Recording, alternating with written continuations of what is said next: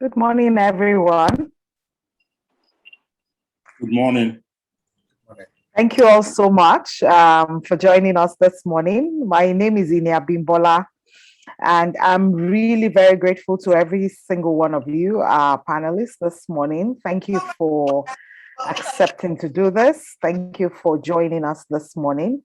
Professor Yomi, thank you for your willingness to anchor this conversations this morning. Absolutely, and always a delight to work with you.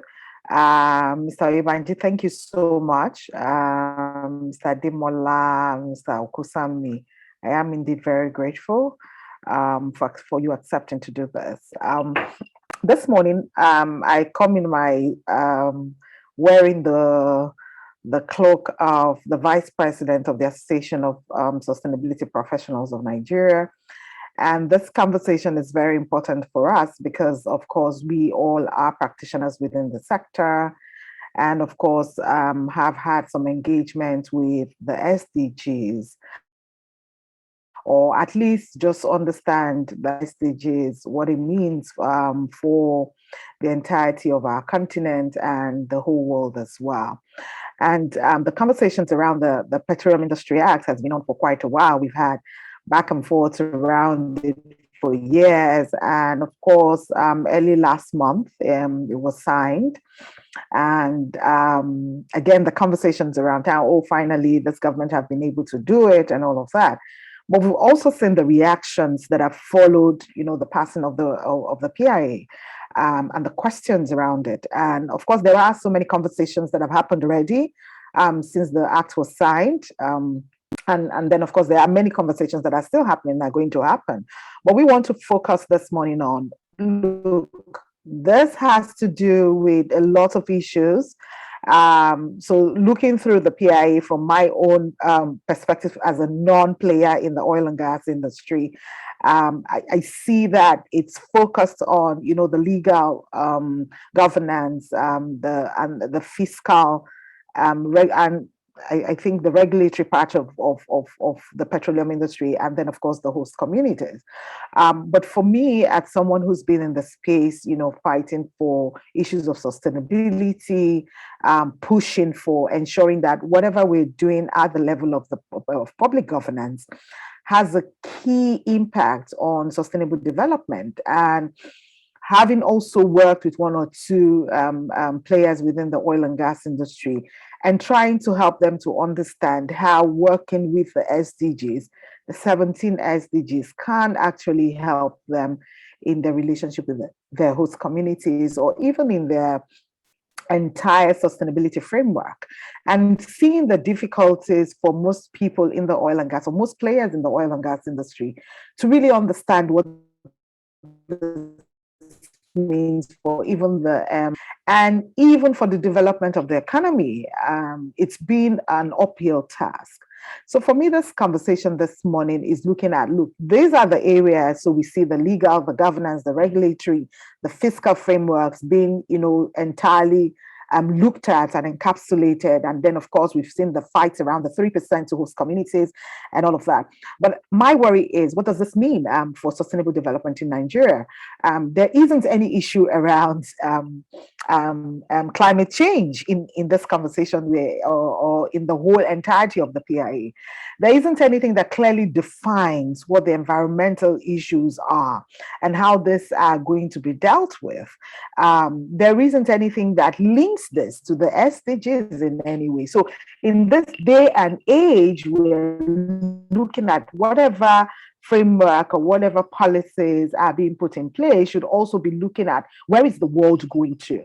So ultimately, what has been approved or signed or assented to fails to account for climate change. It fails to account for the energy transition that we can see across the world, and fails to really address the very necessary overhaul of Nigeria's petroleum industry. So I'm hoping that, in all of this, that as we identify the gaps and also outline, maybe, recommendations that could come up later, we also want to be able to look at it, that how better could this have been done in terms of looking at what this means for us as a nation.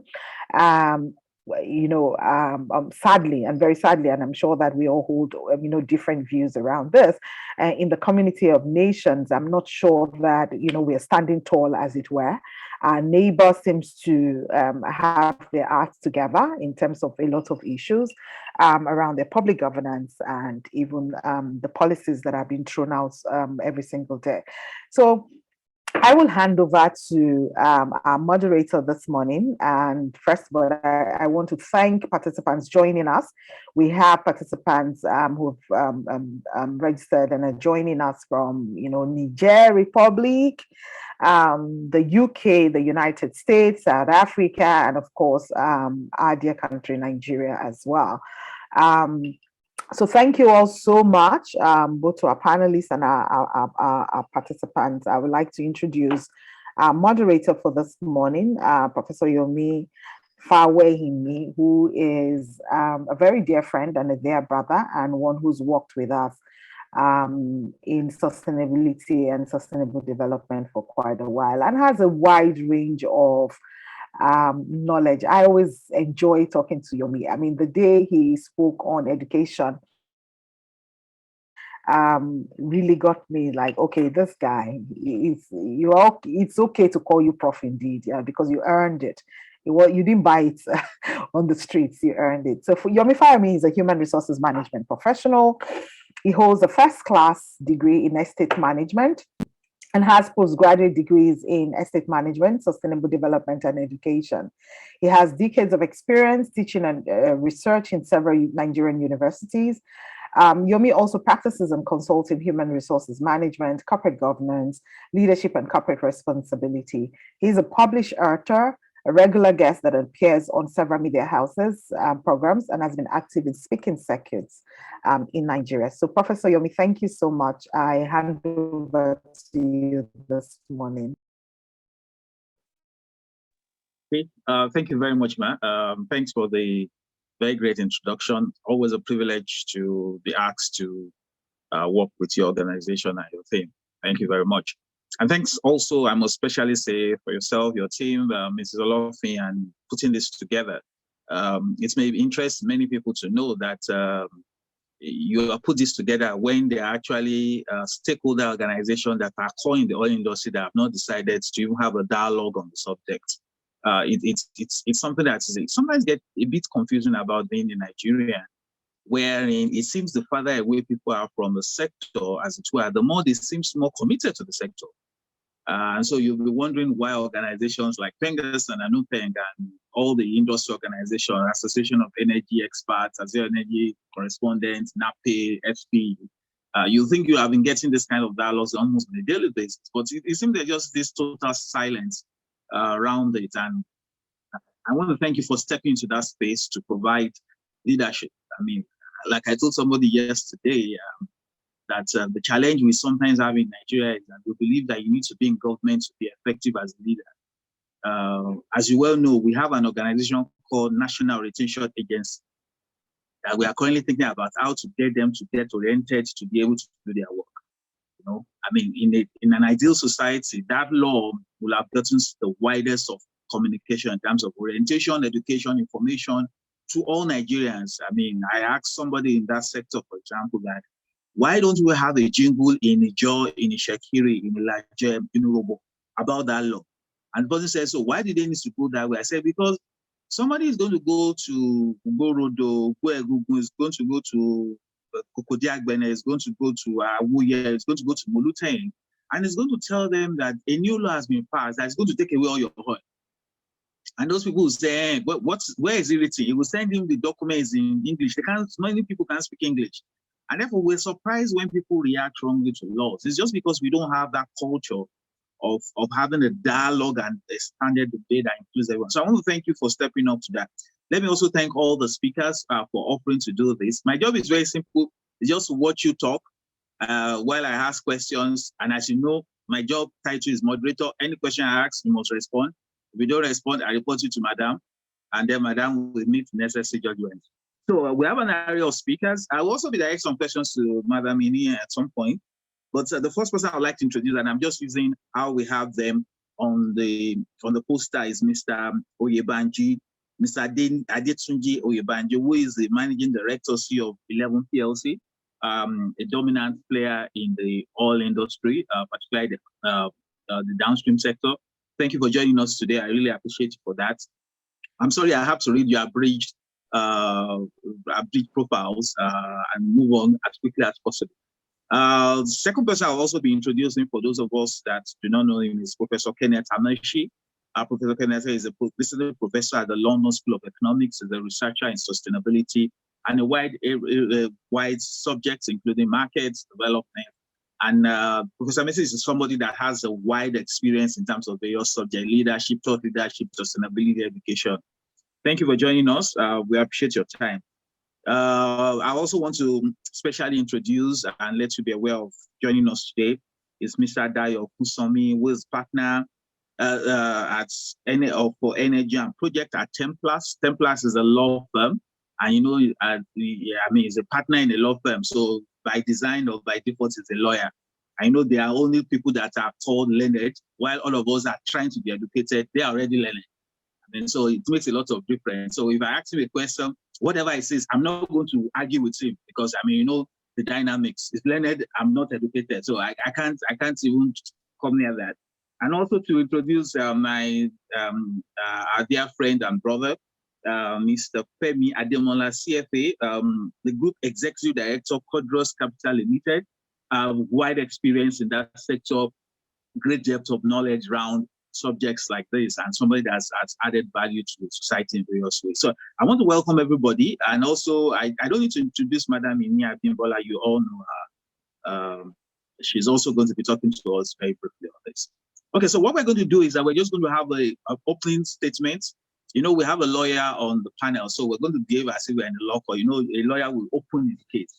So we're going to ask each panelist, we're going to give them like 3 minutes to open their case, and then come up with their initial thoughts, and then we'll take it on from there. So in the interest of ensuring that we do things legally, I'm going to request Mr. Dayo Kusomi to be the one to open his case, and in like 3 minutes, just tell us his general thoughts about this law, and then we'll take it on from there. So Mr. Kusomi, please, you may unmute yourself and let's hear from you, sir. Thank you, Professor. First thing I'll say, I don't know if I'm learned. We say we are learned, but we also say we're practicing. So it's always a practice. And it goes into my initial comments with this. I would like to frame things from a way of, it's good we're having this conversation now. The act is less than 2 months old. But I always start off with a saying that some may find somewhat controversial. It's better to have a bad law than no law. Okay, the first time I heard about the PIB was close to 20 years ago. The first time I reviewed a draft was close to 20 years ago. It got to a point that I thought we would never have a PIA. So I would like us all to, and I will also caveat to that as well, I'm more naturally an optimist by nature. We have an act now. Is it perfect? Far from it. But I'll tell you something, there is no perfect law anywhere in the world, right? And laws are meant to be improved by regulations and guidelines. That is the expectation we have. Now, the PIA itself, I would also argue that while not perfect, it does try and address sustainability in a certain way. The focus of the PIA, and a primary one going forward, is they do recognize that the future of Nigeria's sustainable development is gas. While crude oil is there, a number of you would have heard that however much crude oil you think Nigeria has, we have multiples of that in gas. Nigeria is literally a country sitting on an ocean of gas. We just haven't utilized it. And the PIA has tried to incentivize and encourage both gas utilization and infrastructure related to gas with a number of fiscal incentives. There are a number of aspects we'll come into regarding how it has addressed or not issues regarding climate change, regarding sustainability with the SDG goals. But I think that conversations like this help frame the guidance that we can provide the legislators and the regulators as they issue guidelines and regulations further to the PIA. Let us all remember that the passing of an act is the first step, and it is all our collective responsibility to help guide both the regulators and the legislators in improving and fine-tuning the act as it goes along. I will stop for now. Thank you, Mr. Kusami, for that. Very interesting one. I like the statement you made that it's better to have a bad law than have no law. That got me curious. So maybe that's why we have many laws in Nigeria, since we don't mind the bad ones. I mean, we seem to have become expert in that. And you make it, I like the point you also made about our responsibility as citizens to help to refine these laws. It's also interesting that for the first time, President Buhari sent a law, was involved in signing a law, and himself sent the law for review a couple of weeks after. That man doesn't change his mind that easily. So the law must be very, very bad for him to be the one to initiate the review. I mean, there are things I remember once he sacked all the governing council of universities. He came on here and said, we will now need to go back to our government, but he didn't restate some of the vice chancellors. So for the man himself to realize that this law is so bad, to review, says that this is not just a bad law. This is, but like you said, and it's actually a great point. It's better than no law, and very, very insightful. Thanks for sharing that. Let me move to Mr. Demola. I mean, that heard from the law side. Let's also hear from the finance side of the capital side. So, Mr. Demola, please, you want to give us your opening statements around your thoughts about the law? Thank you very much, Professor. And I want again to thank the Teacher Practice Group and the Sustainability Group as well for putting this together. I want to special regard to my boss here, Mr. Ibanji, and every other person on the panel. Thank you very much for having me here. I want to talk about what we have about this PIA in a brief statement, but I want to set the context. I like what Mr. Kusami has already done by explaining to us about it is not perfect, but at least it solves some problem. And I'll start by using some examples from that climb that we always like to benchmark ourselves against, the United States of America. The US Constitution was adopted in 1879, but has been amended 27 times since then. The first one was in 1891, barely 3 years after it was passed earlier. And the last one in 1992, although it started in the 17th century, or the 16th century, but it was eventually ratified in 1992. That's around 2 years after. That corroborates what Mr. Okutan said about improvement, amendment. So when the law comes, you decide to amend it to suit your process. I also like to talk about the Affordable Care Act in the US. When it was signed into law in March 23, 2010, it was actually amended 5 days after, and it has been subjected to changes, amendment and stuff since that time. In fact, the act itself was an amendment of 1944 Act of Healthcare in the US. So what are we saying? The law will come and then you amend them afterward. In Nigeria too, we have company law. We started in 1968, we've had the 1990 version, we have the 2004 version, we have the 2020 version. That is how it is. Now, the fact that we have the law is a good process. Is it perfect? No, I agree with Mr. Kusami, but it has helped to solve some problems. The reason why we have had the delay, almost 2 decades, about passing this is because we are trying to make it perfect. We are trying to make sure that we can take all the views of all the stakeholders, which change every day anyway. Today they agree to this, next day they don't agree to it again, and that kind of thing. So that's kind of the reason why we are where we are now. Now, is it a good law? I wouldn't say it is a bad law. It is a good law because it actually helped in some area. In terms of clarity and transparency to a large extent, I brought it into it. The guys in the oil and gas now, they now know that when it comes, especially when it comes to cash call issues, that when it comes to cash call, you don't expect government to bring the cash again. Now you are supposed to put the money down and collect it back over time from the product that you're going to be producing. Beforehand, there's always that problem of we make cash call, government is not responding. You can't go and put the money and say they'll pay you back because there's no process for how you're going to get your money back. So all those processes seems to be a little clearer now. Now we also have the issue about cost in terms of tax payment. We have about 85% before. Now the maximum you get is about 60%. To a large extent, that's of clarity as well. Like Mr. Kusami said again, in terms of gas infrastructure, There are some stuff that have been now put to make it clear. We're going to have some money kept in some fund to provide gas infrastructure.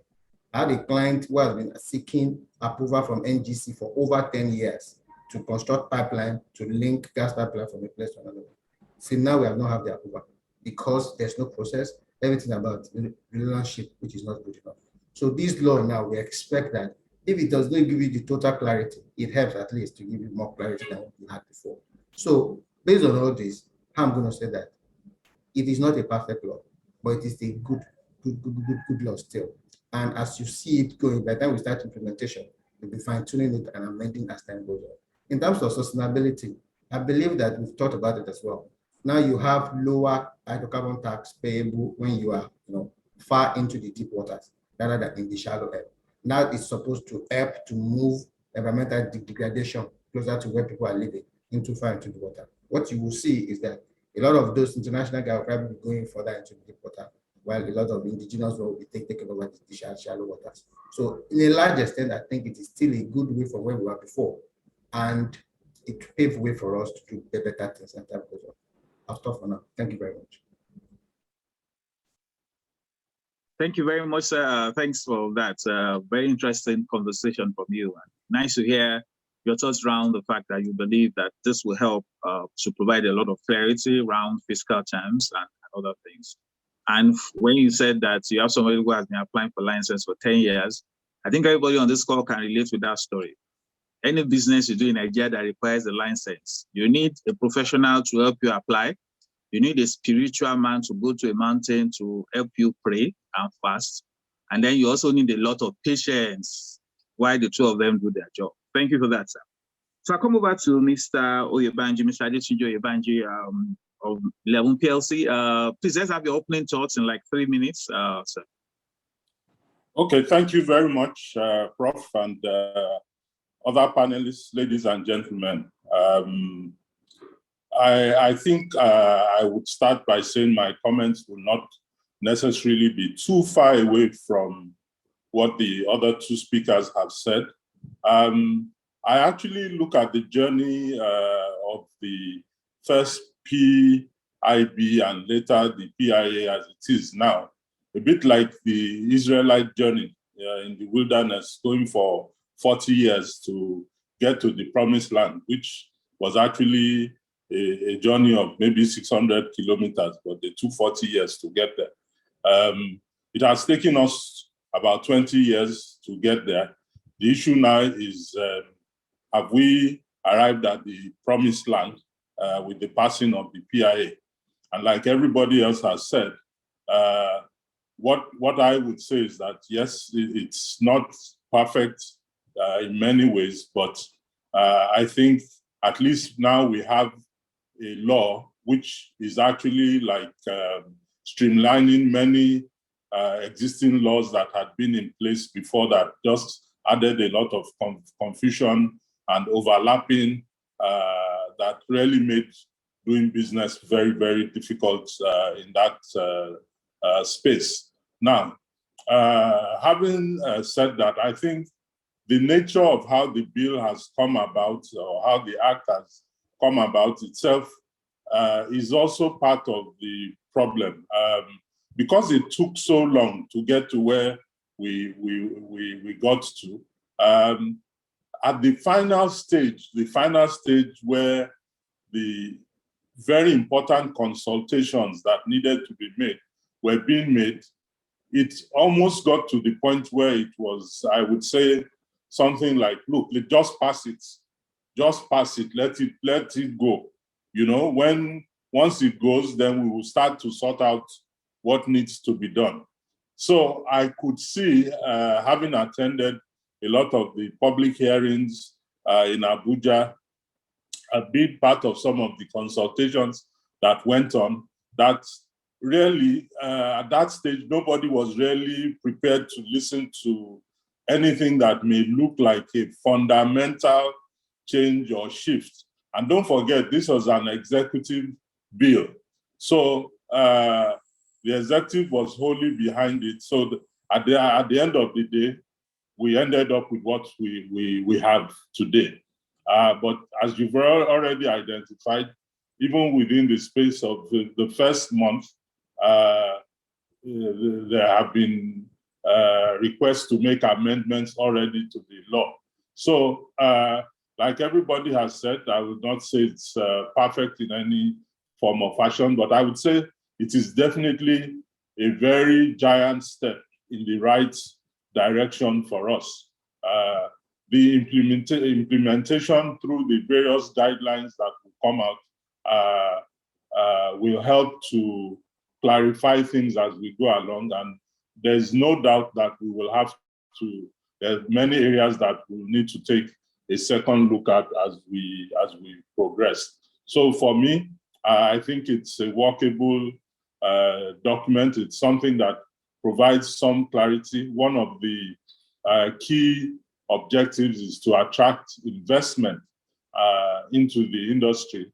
And by definition, if you can attract investment, then you are helping with the sustainability of that environment or that space. So to the extent that in various areas it helps to improve the clarity around investment and attracts more investment, I think it is to some extent talking about sustainability.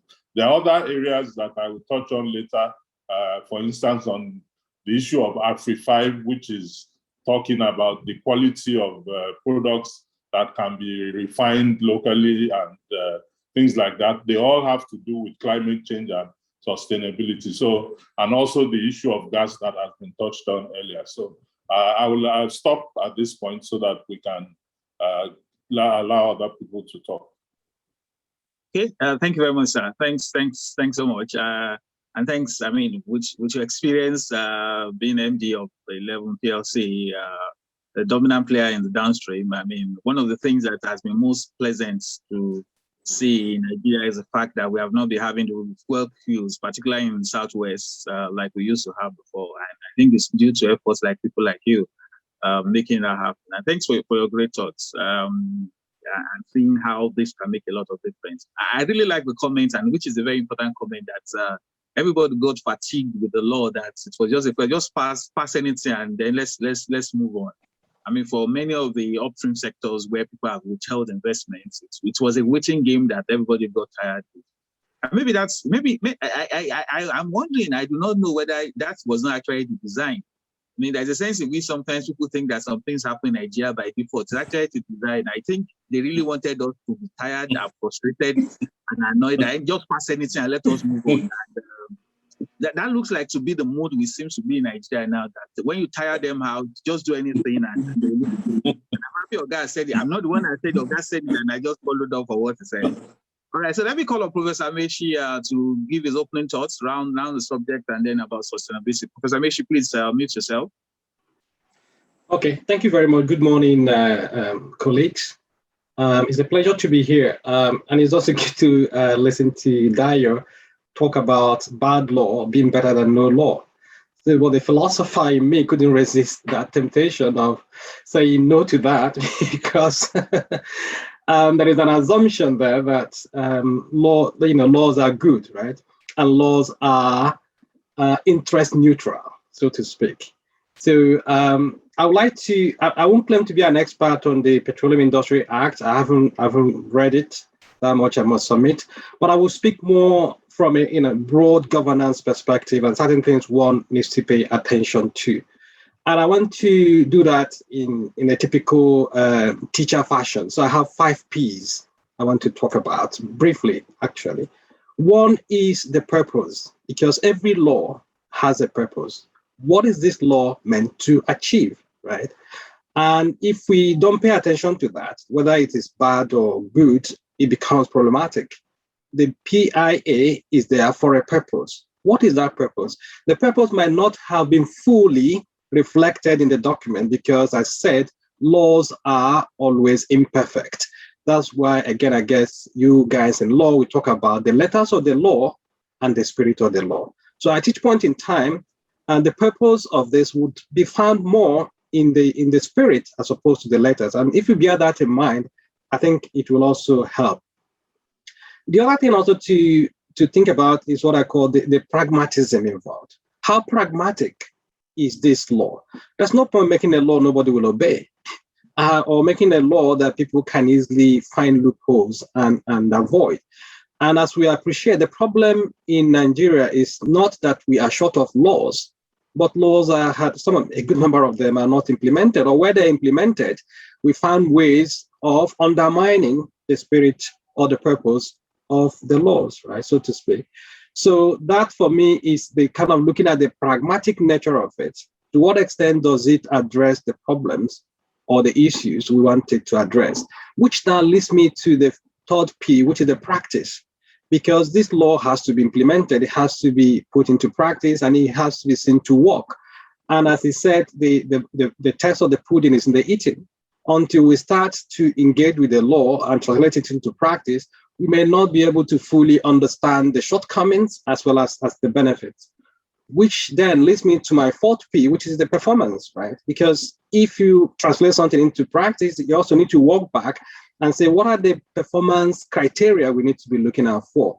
I'll give you an example. The Scottish government in 2018 came up with what they call minimum unit pricing of alcohol. But within that, they also put in what they call the sunset clause, which means that after 5 years, they will come back to check if that policy or the regulation has worked or not. So for the PIA, I've not read it, but it would also be nice to know whether there are performance standards that are put in place we can use to benchmark whether they are working or not. So we talked a lot about progress, about fine-tuning, but how do we know what to fine-tune or what progress looks like if we don't have the performance criteria and indices to come back to at some point? Which leads me to the fifth P, which for me is progress. What is progress and what does progress look like? When do we know we have made progress? Dario, again, you are talking about gas.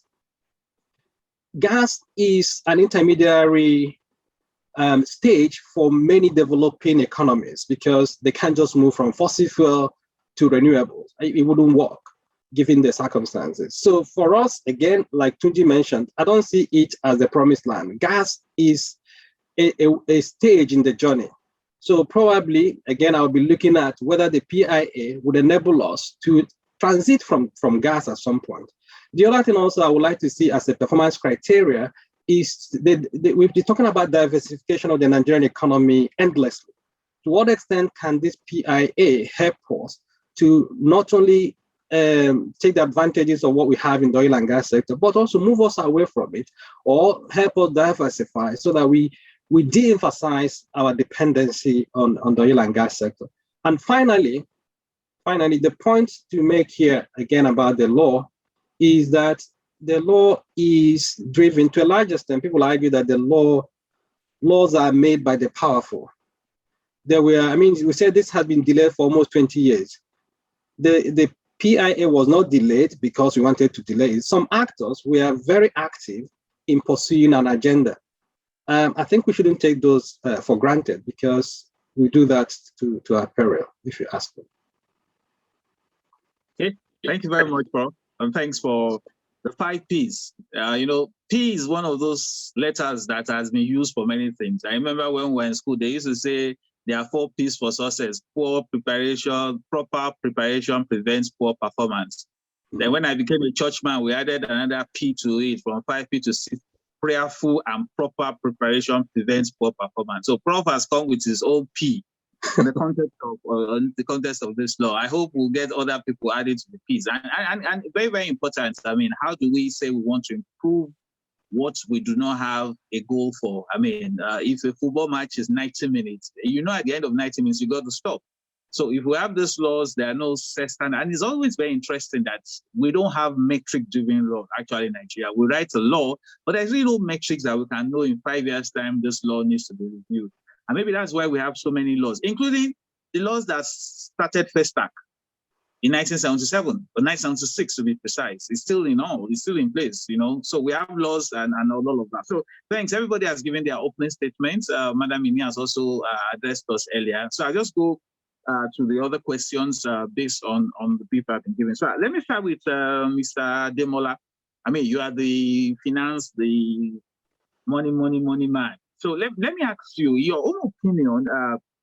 Do you think that this Petroleum Industry Act, will enable Nigeria to attract more investment to the sector? And if it is, what advice will you be giving to potential investors? And like Madam said at the beginning of this session, that we have people from all over the world joining us. So first question is, do you think this will help us get money to the sector or investment too? If it will, so what advice will you give potential investors? I'll be happy if you can respond in 3 minutes, and then everybody tries. Then I ask the next question from the next panelist. So Mr. Adema. Thank you very much, Professor. So yes, I would say that there is a significant progress and possibility for us to attract more investment into this sector based on this PIA.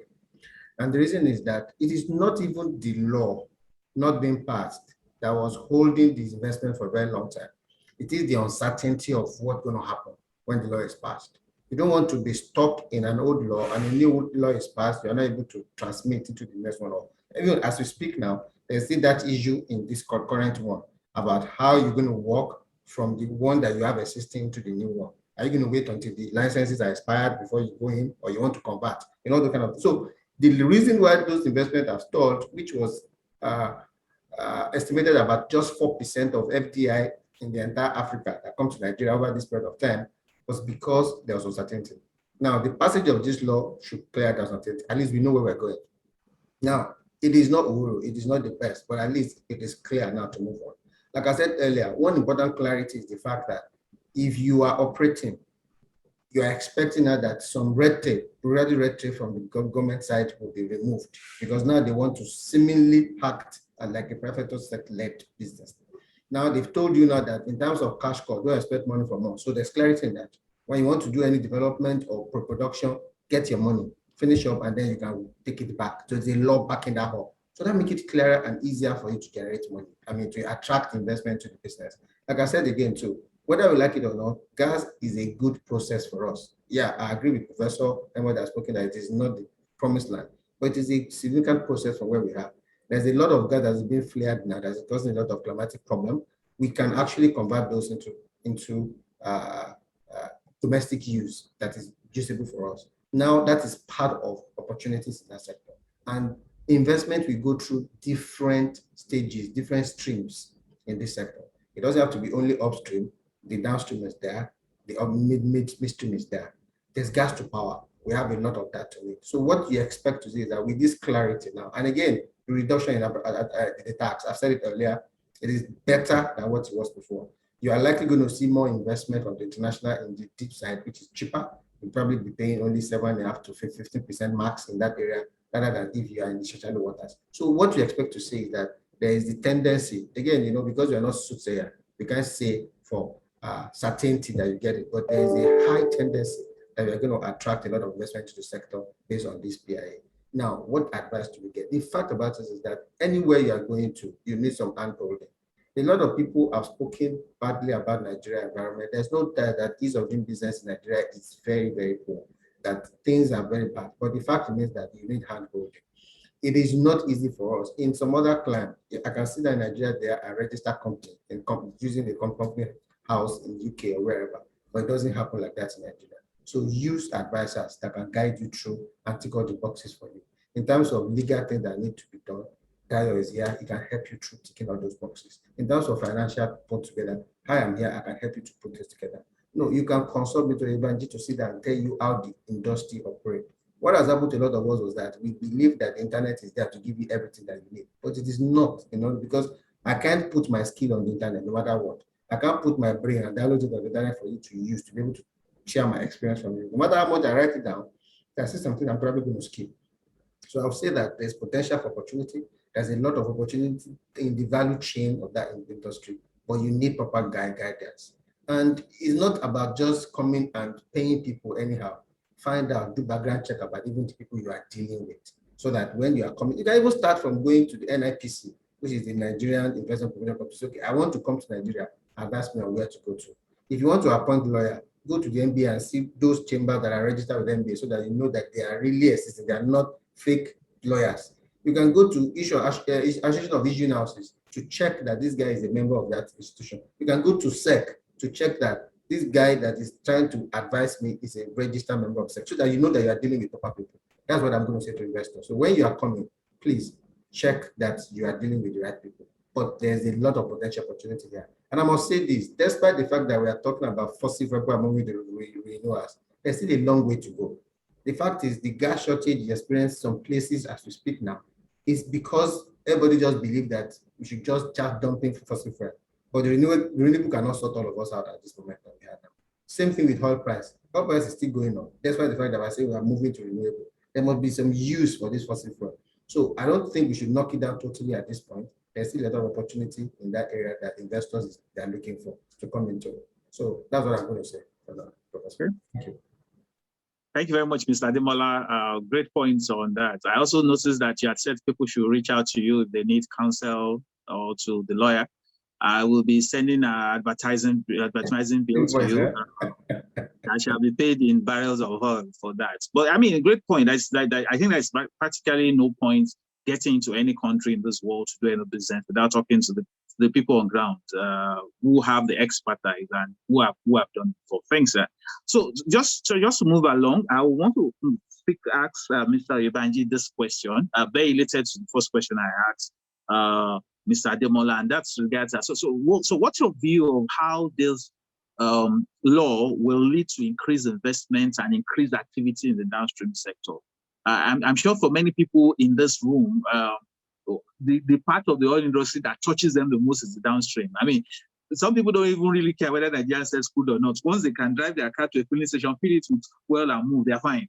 You know, so how do you think this law will help increase activity in the downstream sector, create more products, make it more affordable and available, and create employment potentially? Because that's also the part of the industry that employs the greatest number of people.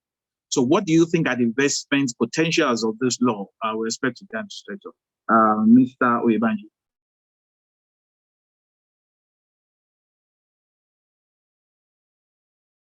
Mr. Oyebanji, are you, please unmute yourself. Yeah, thank you.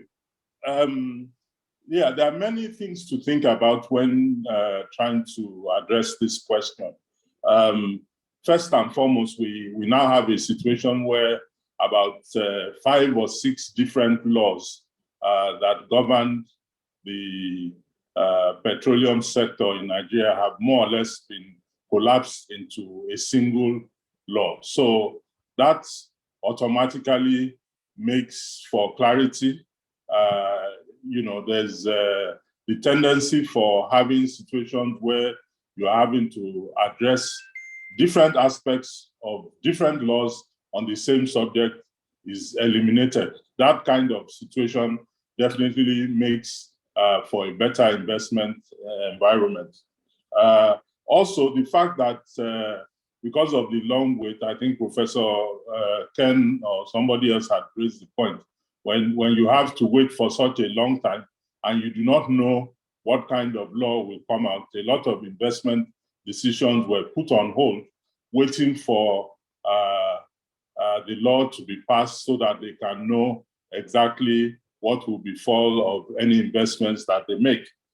I think one very key factor on the downstream side that has really been agitating the minds of players in the downstream industry has been the issue of liberalization of petroleum prices, particularly of PMS.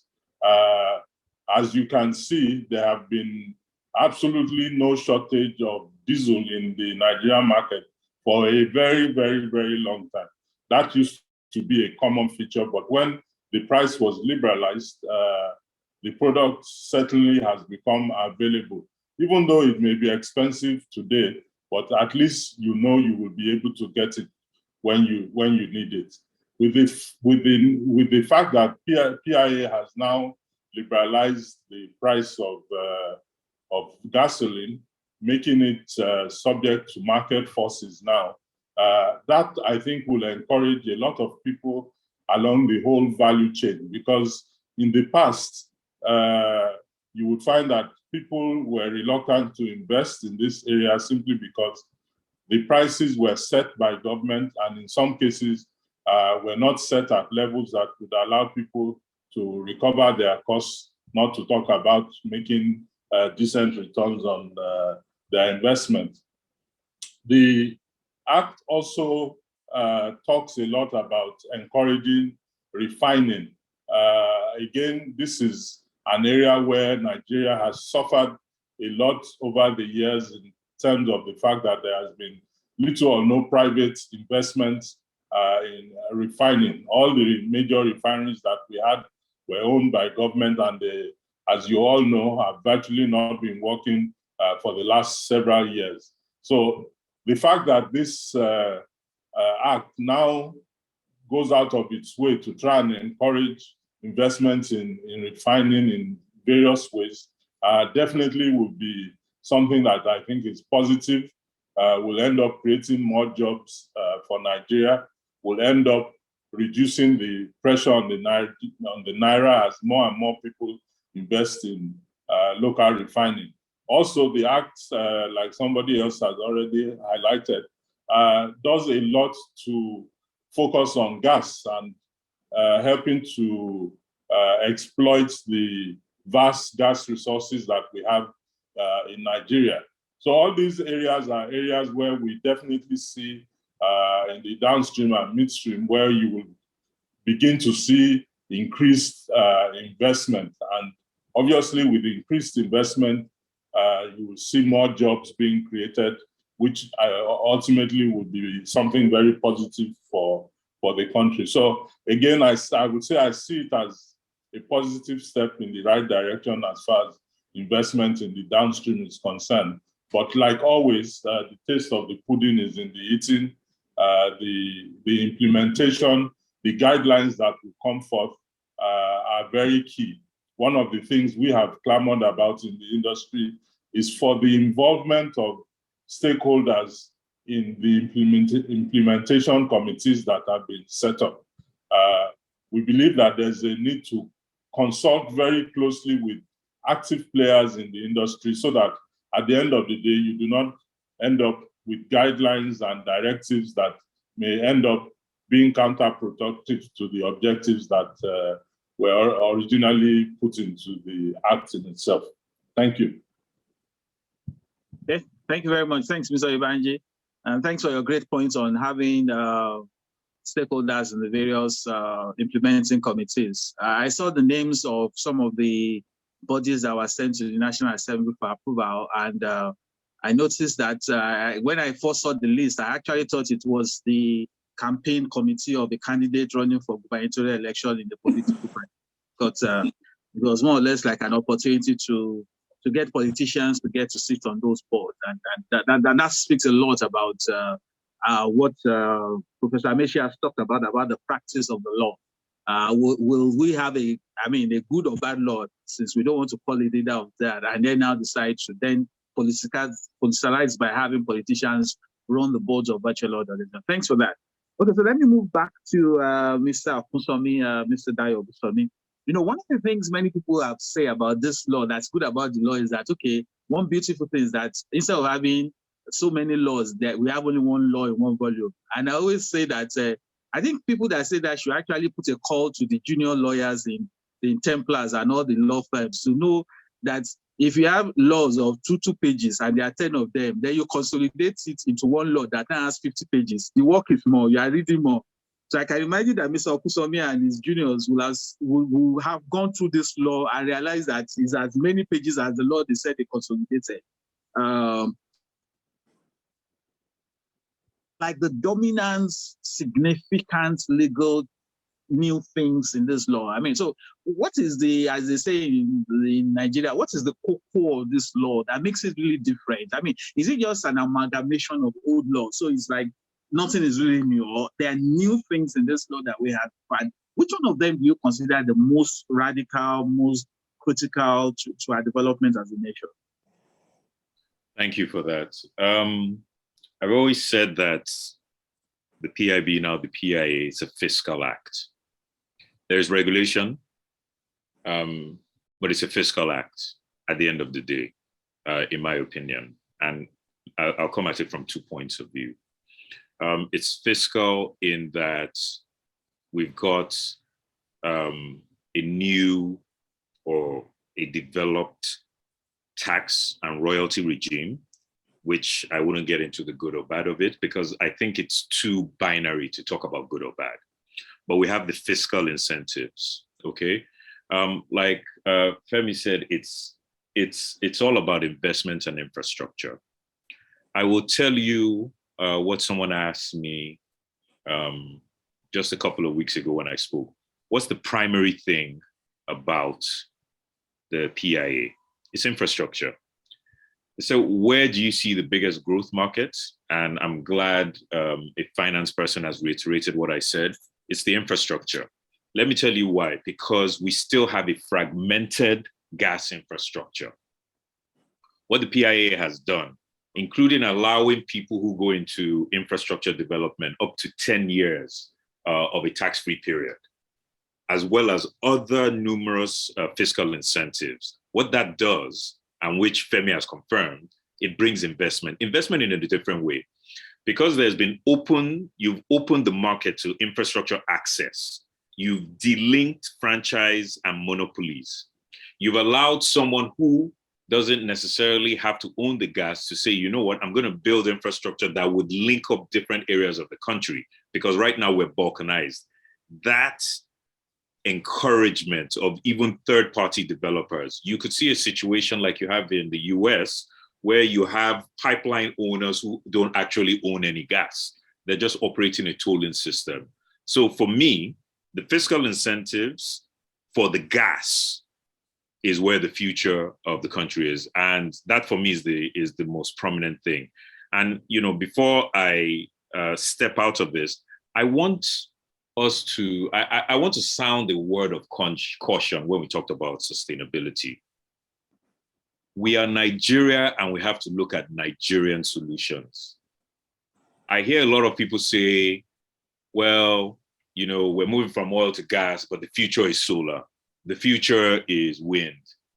The future is not now, right?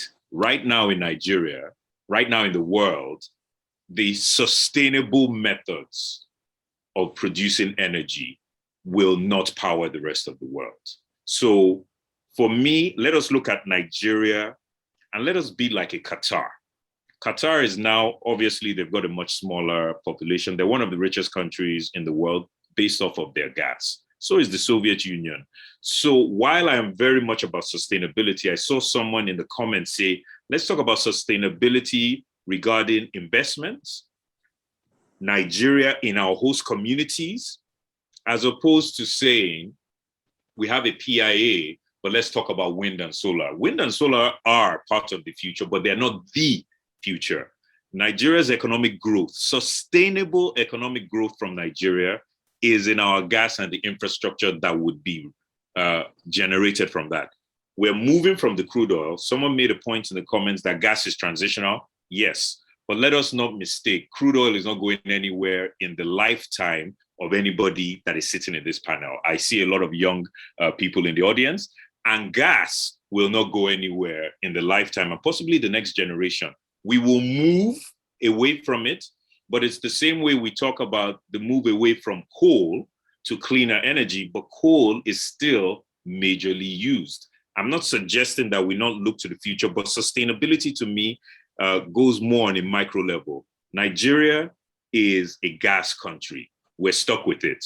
We must look for innovation, but let us use the gas that we have, the money we can make from this, to drive sustainability, to drive how we use this growth. So me and the PIA, going back, you know, if you let a lawyer talk too much, he'll talk forever. Short answer to your question is the following, right? It's the fiscal incentives that will lead Nigeria to become one of the richest countries in the world if it is properly managed. Let's not walk away from that, okay? And how do we, like Mr. Oyebanji said, how do we implement the act in itself to become sustainability down from the host community levels up to what you just talked about, proper management and guidance and governance in the oil and gas companies and the regulators? Thank you. Thank you very much. Thank you. So, sir, let me ask you, I mean, this is for you, sir. How many days, weeks did you spend reading the law? That bulky, yes, sir. Oh, okay. So, how long did you spend studying? Because, I mean, it's also important for people to understand the amount of labor involved in reading this law. I think it's in excess of 450 pages. Yes. So how laborious is it for anybody to read and understand this? So it's two parts. I've read it a lot. I'll keep reading it. I will be reading it for the rest of my career. And remember this, the Petroleum Act that was passed 60 years ago, even yesterday, I had to give a client advice because the Petroleum Act has some saving provisions with the PIA.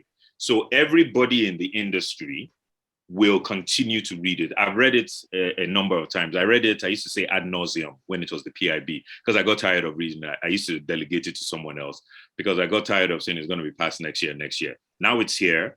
We will continue to read it. I've read it back to front only twice, right? Because it's so large, you're going to forget it. You want a feel of it. But every client, I have some gas infrastructure clients that ask me different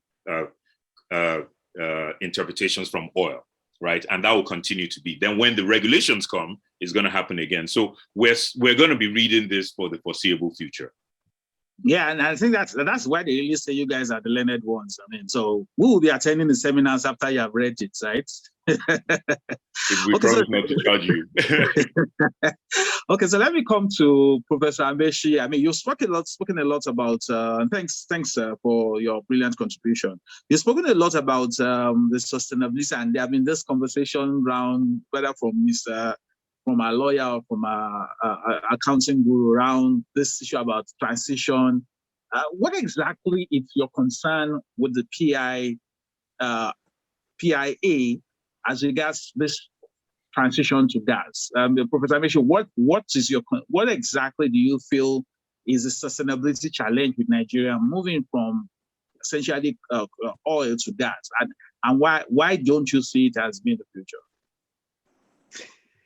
It's always interesting to come after Dio, right? So it keeps kind of, he has a way of steering me in the wrong direction, but that's good. Fair enough. I think, yeah, going back to, why is the document voluminous? I would say two things there. One is that if you want to hide anything from an African, they have said, put it in writing, and the more voluminous it is, nobody will read it. And secondly, the critical side of it, and if I want to be cynical, is that it's also a document prepared by those who can afford lawyers and experts who can help them dissect those things. So the ordinary person would not read those documents, right, really, but just kind of the cynical side of the comment. I'll come back to the sustainability question in a minute, but also let me see if I can attempt to address the investment opportunities side of the question. There is an assumption here that capital would flow into Nigeria because of this PIA. I think it's also good for us to walk back a bit and critique or re-examine that assumption. So where will this money come from? Will it be from Africa? Will it be from Nigeria? Or will it come from further afield? If we think it will come from further afield, which is what I'm hearing, then the question is, which country, who would want to invest in Nigeria?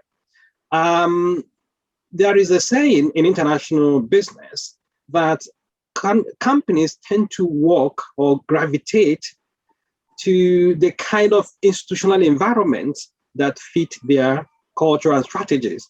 So if you're in a weak institutional context, weak in quote, in the sense that you may not have your strong government, strong markets, and strong civil society, you are likely to attract the kind of firms that will thrive in that kind of situation. And there is a chance that because of where Nigeria is, we are likely to attract rogue investors if they're coming our way, because they understand our system and they're coming in to take advantage of that. So we should be careful of that and also bear that in mind. But if you want to attract the good investors that will work with us to create the kind of development we have in mind, these good investors might also be hamstrung by the conditions in their countries. So many countries in the global north are coming up with policies that would deter their people or their companies from investing in the kind of industry we are talking about here in terms of even products. Yes, Russia is there threatening Europe with gas supply this winter. But it doesn't take away the fact that some of the big oil companies are divesting from some of these things our people are now going into. So the other thing also in that regard is that the business environment needs to be a good one for investment to come in, because as we all know, capital is shy, right? So where do we have our oil and gas sector?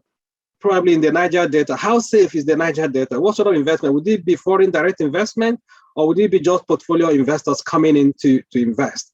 So if the institutional arrangement is not good enough, we may not attract these investors. And then if we're also thinking about the money coming from within Nigeria, we also need to think about skills development. Where do we get our labor from? Okay, how our universities equipped to support this new industry that we emerged, whether it's centered on crude or gas, but we need to have that ecosystem that will support that. What about our entrepreneurs? Who are those that will take advantage of this? Where will the money come from? If it's from Nigeria, fine. If it's from Africa, fine. If it's from further afield, it's also fine. But Tayo, going back to your sustainability concern, I think one question I will ask there is, or something that needs to be challenged, that the choices we make have consequences. So, and if we are willing to live by the consequences, then that's fine. But it's always good to make sure that we also highlight those consequences. If we stay with crude, for example, crude or even coal, okay, there may be some people who pay with their livelihood. So we can say, well, we emit some carbon and we kill maybe 30,000 Nigerians. That's fine, as long as we have a good economic growth. So and we say we stay with gas, but yes, gas has its own implication, but we are happy to live with the consequences. So as much as we talk about the benefits, let's also highlight the consequences so people can make better and much more informed decisions. Thank you very much, Prof. Thanks.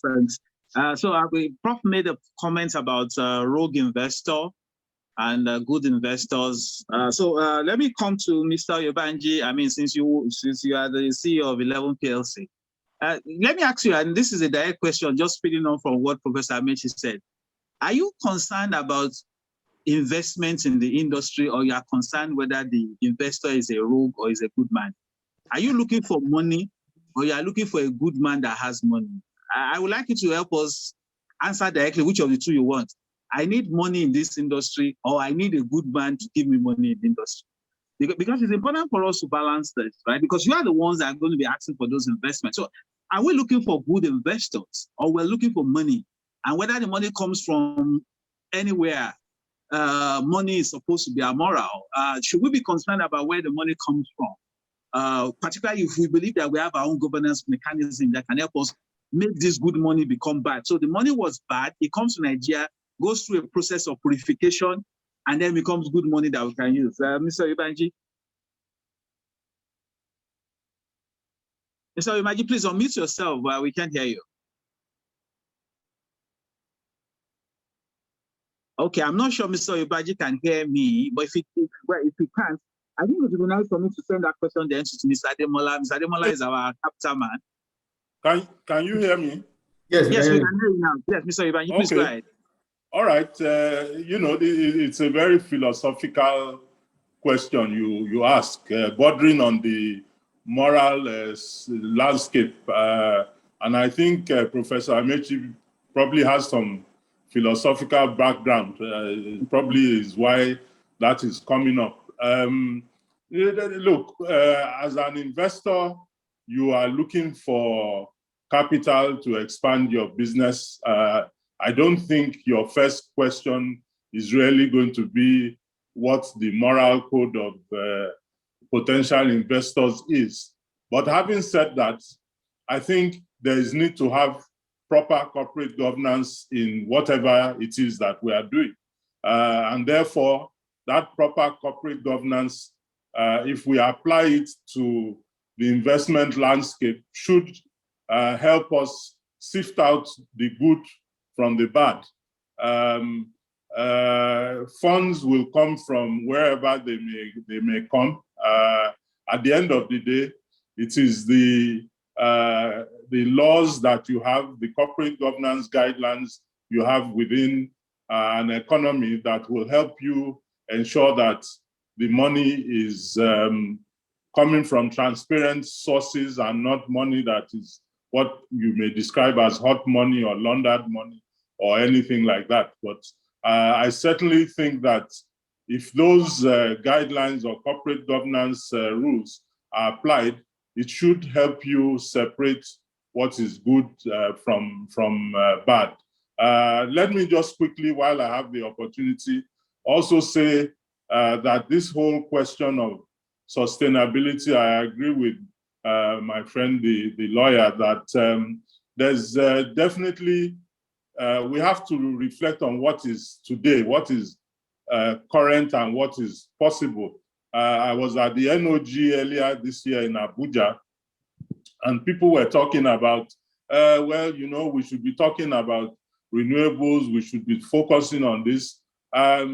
You know, the current situation will probably be in place for the next 30 years. What we will have is a general increase in renewables and a gradual decrease in what you may call traditional fossil fuels.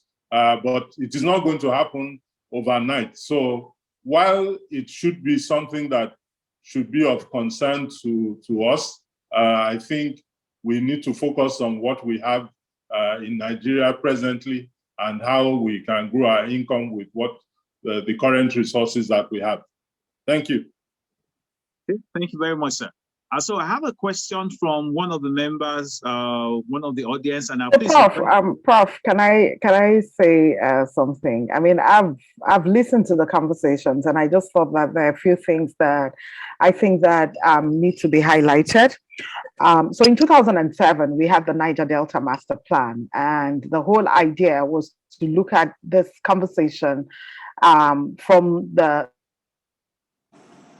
communities that were producing oil at that time. And this led to the establishment of the NDDC as we know it. I remember being part of the Niger Delta Master Plan how many years ago. Now, my question is the PIB, so we've had conversations around reviewing the Niger Delta Master Plan. When the public hearings were held for the PIB, the conversations around the host communities. So with the PIB, we've seen a new definition of what host communities are. Because when we talk about sustainable development, we're really talking about where is the world at and where are we at and what's happening within us, within our country, and how does this align? We're still talking about fossil fuels. I agree with Mr. Oyebanji that it's going to take us years to be able to come up and meet, other countries where they are. People are moving from internal combustion engines to having electrical vehicles. We've seen banks say they will not, fund oil and gas industry sector issues in Nigeria. We've seen people saying, countries saying they're going to want to be carbon neutral by 2050. Who will we be selling our fossil fuels to if we say in the next 30 years?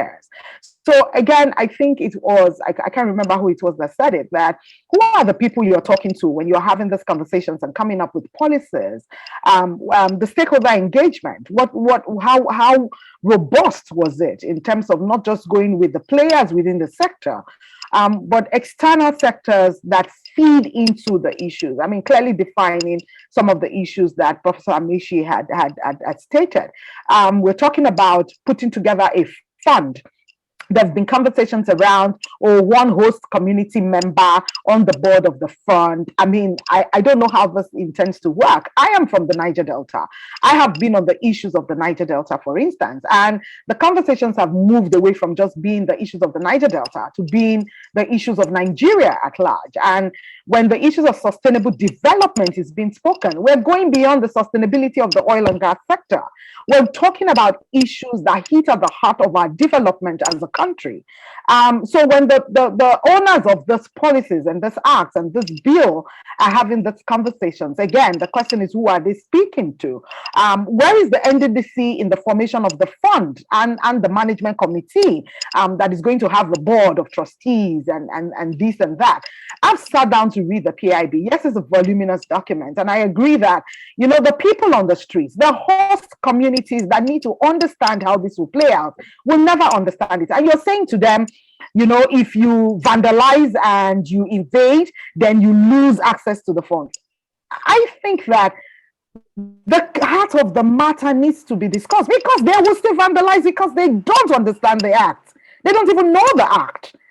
They just know that you people are sitting in Abuja and coming up with this thing. So I think that in having these conversations, we also want to be able to outline what are the recommendations. We're not just talking about sustainability of the oil and gas sector. Sustainability without development is at best what we have seen in Nigeria. A continuous infrastructural decay, even though we keep talking about infrastructural development. So I think that the conversations need to revolve around that. When investors are going to come, are they going to be held according to, again, what we've seen over the years on the kinds of policies that exist within the oil and gas sector and within the host communities, and what it has translated to in places like the Niger Delta? Or there is a change. Does the PIB hold them to account in some of these areas that we are talking about?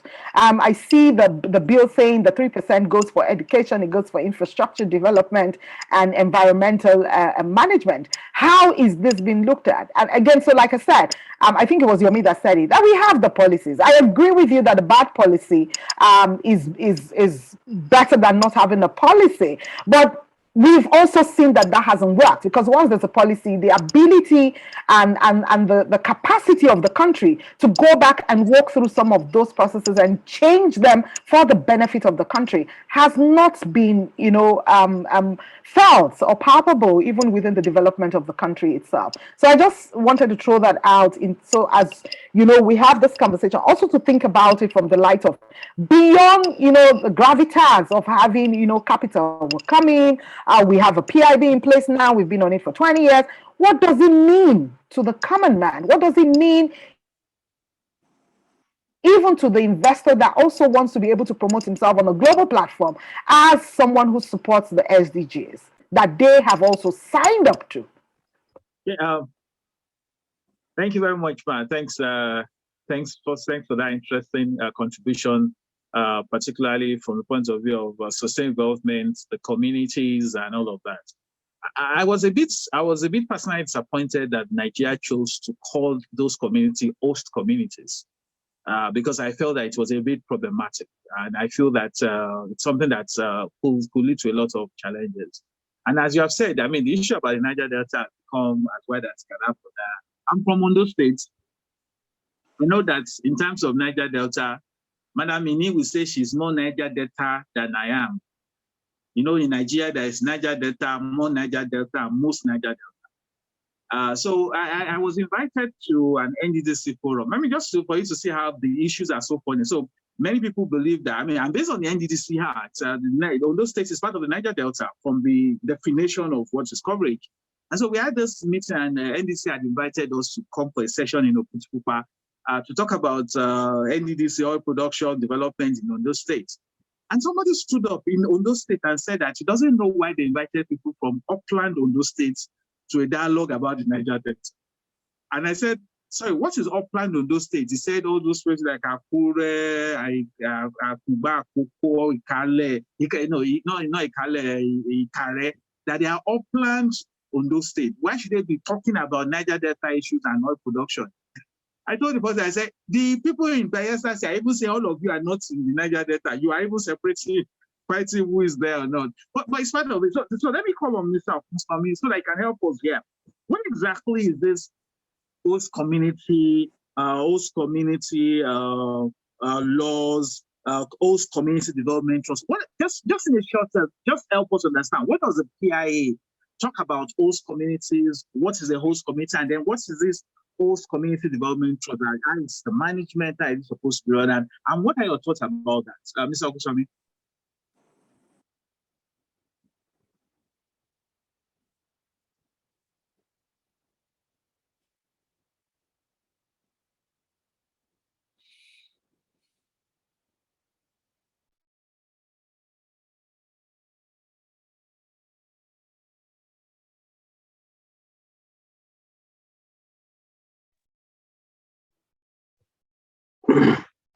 Yomi, you're on mute. Yomi, I'm not sure he's on. Yeah, Mr. Okusami, are you there? Okay, I'm not sure Mr. Okusami is there. Professor Amechi, you want to just give a stab on what you think about, so this is about putting people at the center of this law. Do you think the law has done a good job putting people, and of course, starting with the people that are closest to oil production, and of course, the generators? Do you think people were at the center of this law, or it was just a law, just to make a law?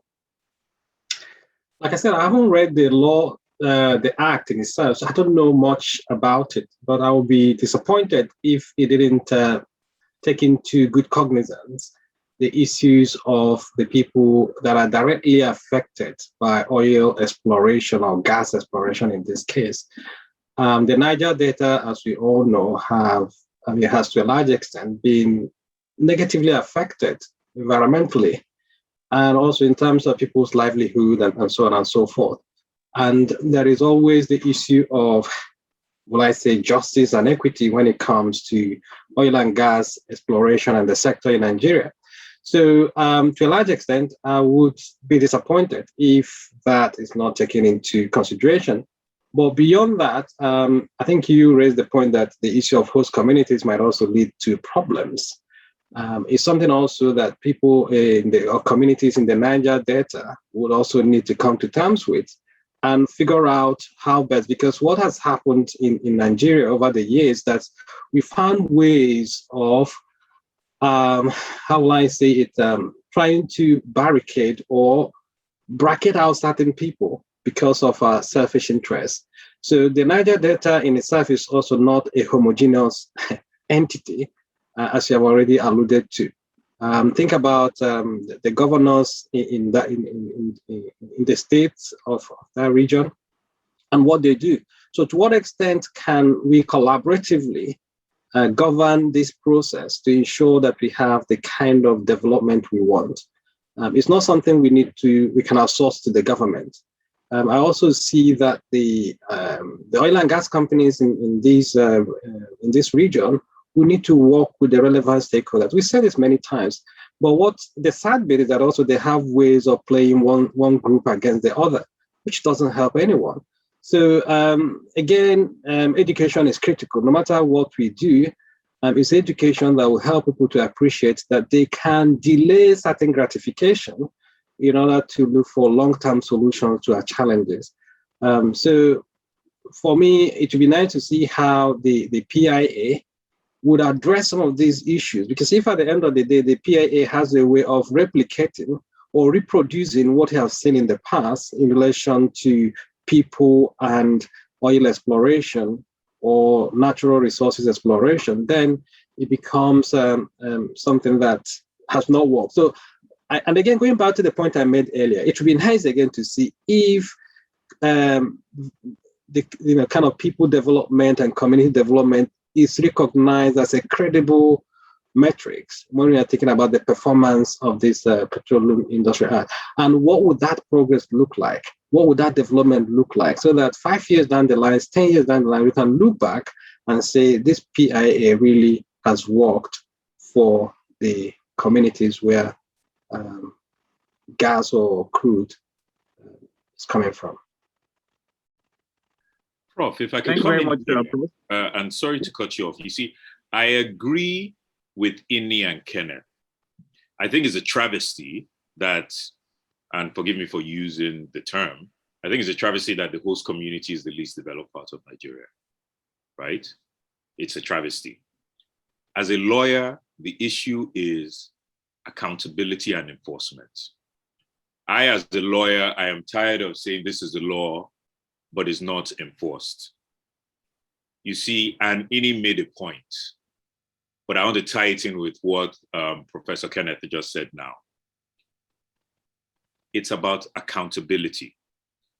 I read respectfully, and I'm sure you figured out from the way I speak on this, for those who don't know me, I read too much chatter in the newspaper about the host community, the amount being given. And there's too much blaming of the IOCs. We have a collective responsibility to hold our public officials and politicians accountable. Because let me go first to Ini's point. The NDDC Act states that 3% of your operating expenditure has been law over 10 years. 3% of your expenditure of every oil and gas company goes to what is supposed to be the host community. What is being done and what has been done with that money? Going to Professor Kenneth's point, if we look from when the NDDC was inaugurated and now, can you point to discernible difference? Now, point it to the PIA. People are complaining, well, you're only giving 3%, you're giving 5%. It's not the amount, it's how it's managed. If you use the 3% that everyone's complaining about, we're human beings, we always want more, it's the law and enforcement. 3%, if you use last year's numbers, that is $500 million every year for the host community. I'm not saying it'll fix the problem, but how is it applied and implemented? And are there sanctions if it's not properly implemented? Because going back to Mr. Ibanji's point, it's not about the law, it's enforcement. So I agree that IOCs are not perfect, but where is the fine line between a company being run for private profit, and we can't hold that against them, if they're contributing 3% of their expenditure to a government body that is supposed to improve the host community, nothing happens in 10 years. Then you tell them to bring another 3% under the PIA. Collectively, that's almost 6%. What is being done with it? That is where the sustainability question comes. Do you understand? Accountability is key. Sorry if I got too passionate and I interrupted. Sorry, Dayo, I mean, let me see if I can ask a question. Yomi, I hope you don't mind. So if you're thinking about the host community here, right? Let's assume that a pipe is being laid from Bayelsa, gas pipe from Bayelsa to Kaduna. Who will be the host community? Because I think that that's the question. So again, as I mentioned, that's been a redefinition of the host communities within the PIA. Now, going back to what Dayo said, my question is, I agree with you, it's about accountability, implementation of what the money that's available, what is it being used for? And the whole idea, again, as I said, started back from the Niger Delta Master Plan, which led to the development of the NDDC and all of those things, and having the IOCs having to contribute. So what has changed? My question is, what has changed concerning, implementation and accountability within the PIA? That's number one. Number two, is that change meant to be achieved by the setting up of the fund and a board of trustees? Is there a link with a private sector mindset to be able to see development? Then the third thing is, again, the definition of the host countries, which is the question that the Prof. Amishi has asked, because now there is a new definition of the host communities, and that in itself is already creating a problem, as it were. So, Mr. Akusami, you want to provide a response? Yeah, let me answer that quick from a legal perspective. Going to Ini's point, the host community definition, I agree, could be better done. And conversations like this will help define that. Prof. Kenneth, I don't have an answer to that, right? For me, the host community is where the resource is produced at a majority. Using your example, if a pipeline runs from Bayelsa to Kaduna, that is a pipeline. The gas or the crude oil that is pumped from it, where is it produced from? If it comes from Bayelsa, most of it should go to Bayelsa. That is a host community. But you cannot take away the fact that some people will be displaced. The host community in Kaduna has a pipeline running through it. But should it get anywhere close to Bayelsa that produces the oil or gas? No. Now, to Ini's point, the law actually tries to address that because the PIA creates a trust fund, which is still going to be defined by regulation, but is no longer NDDC. It is no longer IOC paying money to a government organization that respectfully says they bought shares and that is supposed to help the host community. That is ridiculous, right? What you have under the PIA now is a trust fund that will be managed by the IOC that is contributing the money or the oil company, by the host community leaders who will be nominated by their peers or their leaders, as well as the government. So as opposed to what you had the previous 10 years with the NDDC, and I'm not saying the PIA makes it perfect, but it's an evolution. Because with the NDDC, apart from having people from, again, the host communities appointed to the board or management of the NDDC, it was very much a bureaucratic and political game. With the trust fund, yes, it's somewhat the same, but you would hope, Ini, that if you are part and you and people from your host community are part of nominating representatives, they're on that trust fund, you will ask them, wait a minute, we had $100 million last year. We nominated you to go represent us on this trust fund, not somebody that was appointed for political reasons. What have you done for the host community? So I'm arguing that the PIA actually has improved what we have. Implementation and enforcement is the key. Thank you very much, and thanks for your contribution. I still wish that we could have this conversation further, but I'm just going to pack it by just making 2 comments. So in the oil industry and in the Niger Delta, there has been this global memorandum of understanding, GMOU, that has largely mirrored the PIA is trying to do. And to be very sincere, it has its own elements of accountability, very similar to what the PIA is trying to do. So the industry has left there. And again, a very interesting conversation of what makes for a host community. I know Mr. Okura said, okay, where the oil or where the gas is extracted for. What will be very curious is that where the gas is extracted for may not actually be where the gas is from. With the technology called horizontal drilling, I drill where it is cheapest for me to drill, not where the oil is. So let's say for the sake of illustration, I'm currently in Lagos, I'm in Maryland, and the reserve is from Maryland to Ojota, to Antony, and to Ikeja. But it's going to be cheaper for me to drill from Ojoju. I can drill from Ojoju and do horizontal drilling and come out and get all the fuel in Ikeja and Maryland. But the Christmas tree or the production platform will be in Ojoju. But there's no oil in Ojoju. All I've just done is that I've just pierced the ground through Ojoju and put a pipe to where it is. So the question is, if there's going to be any earth tremor as a result of my operation, they're going to feel it in Ikeja. Nobody's going to feel anything in Ojoju, in spite of the fact that that is where my oil facility is. Now, if my oil facility is in Ojoju, but I'm tapping from Ikeja and from anywhere, I now pipe it from Ojoju maybe to Kaduna. The Ojoju man will say, it is me that has the facility because it's there. But actually, so you realize the very problematic thing we have created by using the term host. I would have been more comfortable if you have said stakeholder community, because whether I'm tapping from you, I'm passing through you, all of you are stakeholders. But when you use the word host, people will call it where the facility is hosted. Unfortunately, where the facility is hosted may not have any oil at all. And I can give you instances. Virtually all our export points for crude, where we have the big export ships and berths and all of those things, they don't produce a drum of oil there. Whether you want to talk about extra voice, you want to talk about Focados, or you want to talk about Tribal, there is no production in those 3 places I mentioned. But that's where you have your facility. So we have just created another Pandora. I mean, since that's the current thing now that we have created. But let me take a couple of questions. We have some of the participants, and thanks for sending the question that you have said. Please send more questions. We want to answer written questions and may not allow people to ask questions. So Kende Odugu has said, Ini has made a very good point. In addition to that, can anyone highlight 5 distinct points the common man can take away from the PIA? So please, I'll be coming to Mr. Ademola after I read the next question. Please, what do you think is the 5 distinct point that the common man can take away from the PIA? So, Mr. Deborah, I'll be ready after I read my next question. And then Akitoye Oyelakun said, I wanted to know how you think PIA will benefit Nigeria in the context of the rapid global energy transition.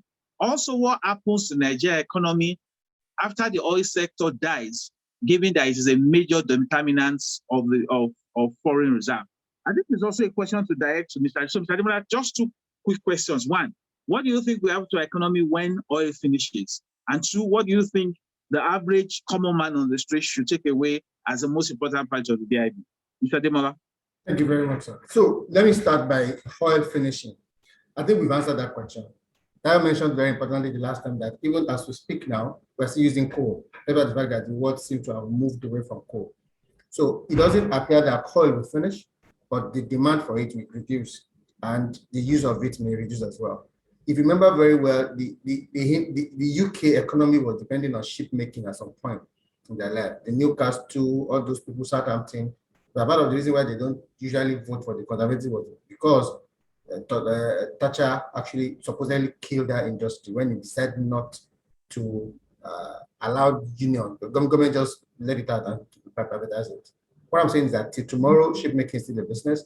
It's not generating the amount of money it was generating before. It was not generating the same employment it was generating before, but it's still a business that is running. So oil will not disappear in entirety for a very long time. And that brings me to the issue of sustainability we're talking about. You know, we need to also dimension it that there is difference between global sustainability and our own Nigerian sustainability. And I say this in the fact that a lot of times we focus on the global world without looking at ourselves, where we are and where we're supposed to be. In Nigeria, everywhere in the world, economy transits from extraction to industrialization and to services. For some reason, Nigeria skipped industrialization. We move from extractive into services straight. And that's the problem we have now. We don't have industry, and that's why we import everything, including toothpick, because we refuse to follow through this transition. We might have joined the global economy at a later stage, but we needed to go through all those stages in total, but we did not. Now, the same is happening to us now. We are talking of sustainability. We want to skip from oil and straight into solar. We will not be able to do that. Because as I speak to you today, there are several communities in Nigeria who have not seen power before, normal power before. They've not seen light, electric light before, to we speak now. So what that means is that even if the world decides that they're not using oil, they're moving to electric cars tomorrow, Nigeria will still use fossil fuel. I kept telling people that our demand for oil in Nigeria locally can still last for the next 50 years. And that's why refining in Nigeria is very important for us. Whether even we not have enough power to power our houses, talkers of industry, now add car to it. So I'm saying that before we start moving totally to electric cars, it will take a lot of time, a lot of years. Even economy in the world, the Western world, they're talking that they're going to move for it in 2040. That's some 30 years time. So in my head, I believe that there's still a long way to go before we start talking about oil finishing. And again, we already said it, that we have substantial deposit of gas as well, which you can move into, which has a longer lifespan than the oil that we are talking about. This gas flaring can be put together, and that's what a lot of people are doing. And that I'm going to talk, that leads me to the second stage too, about gas aggregation, gas processing, pipeline to transport gas all about, not even into different hubs or even last mile into different houses. When you go to most countries now, you don't need to be carrying gas cylinders about. There's a meter already tied to your house. All you need to do is just open your gas and you're working with it. We have not reached that in Nigeria. So there's a lot of opportunity locally for stuff like that. So I believe that oil will not disappear that very quickly that we think, especially in Nigeria, because our local demand is still huge for us in Nigeria. Now, the next one is about what are things for common man. Yeah, I'll say that few things will come in here.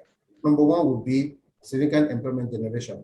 And I'll say this because I believe that most of these international guys will move to the deep waters. And that, I have witness to support that, to say that Shell is trying to sell all their shallow water assets. ExxonMobil is doing the same thing. They're moving. But guess what? Most of our indigenous oil companies, they don't have the same problem that highways used to have. They don't usually have problem with the host community. They don't usually have pipeline fertilization. Every time I engage Mr. Austin Awu, when it was Sepla, how did you do it that we're not hearing all this problem with you guys? For some reason, it appears as if they can speak the language of the host community. I have some clients that I'm dealing with in that area. Oh, you want to do this? They pay for the land to the community. They pay right of way for their pipeline to pass through. They employ those guys in that place to secure the pipeline. To a large extent, it appears that it's working because you don't hear it exactly when it is indigenous. So in my head, if this happens, tenders that the IOC will move to the deep waters is high, and the indigenous guy will buy the shallow one, and they'll be able to speak the language of their guys, and they'll be able to engage them more job. Security outfits will get more job. Gas aggregator will do a lot of work, and they're going to make more money. So I expect more revenue, even to the government as well, because there will be a lot of cutting out of bureaucratic red tape, and private investors will be able to take money, and government will make more money, especially if we implement the way it is supposed to be done transparently. We've said a lot. The act is there to provide guidance. But next thing is now that you start seeing regulations coming out of it to interpret some of those, words of the act. I'm not a lawyer, so I don't know how to take that word. But you see what happened to the Company Act of 2020. After that, the CAC come up with something they call company regulation. They're trying to interpret what they think in the act is. There's the discussion about it. Some they have to change the timeline for people to implement it. So we are likely going to see the same thing with this PIA, where there will now become kind of regulation that come to interpret all this in terms of implementation. The issue about the host community, it has been, I agree with you, there's a lot of issue bit of controversies here, but I think it is easy to manage. Like Prof has advised, turn it to stakeholders. If you put a facility in Ojodu, there's evidence that there can be small oil spill here and there in that Ojodu. They will feel some environmental impact of what we are doing as well. So I will call them part of host community as well. The only challenge is, how do you settle them? When they say create a trust fund, are you going to create a trust fund for each of the communities, or you're going to have one for that place? For example, now I have oil facility that cut across 5 or 10 communities. Am I going to be putting the money in each trust fund for the 10 community? I'm going to create one and share it. How do we share the money? So all those kind of things are there. But I believe that as time goes on, when it comes into the practice, like Professor Amechi told us, we'll start seeing them in terms of implementation. So I expect to see increase in job creation across the line. Service, when the IOC move to the deep water, most of their service provider will move with them because they expect to get big money from them and longer term contracts. So it will create opportunity for smaller people to be dealing with the indigenous one that will be at the shallow waters, adding more people to that.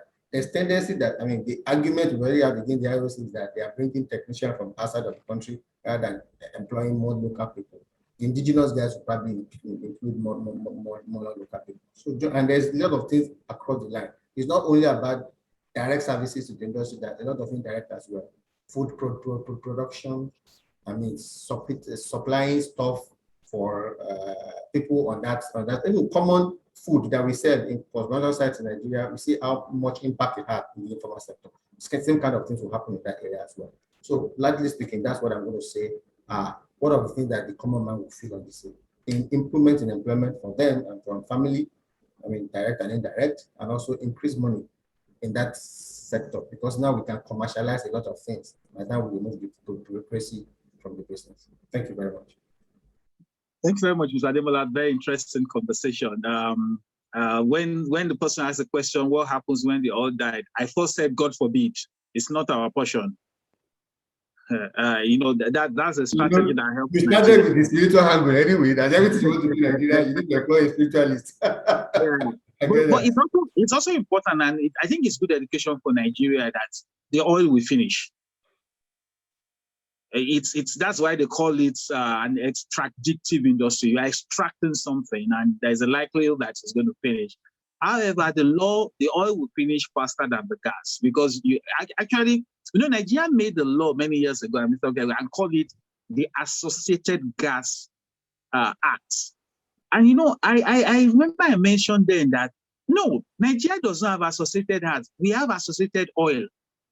We are a oil gas country that has oil, but because of laziness, we have become an oil company that now called gas the associated. And it's not only is it a lazy strategy, it's actually a non-economic strategy.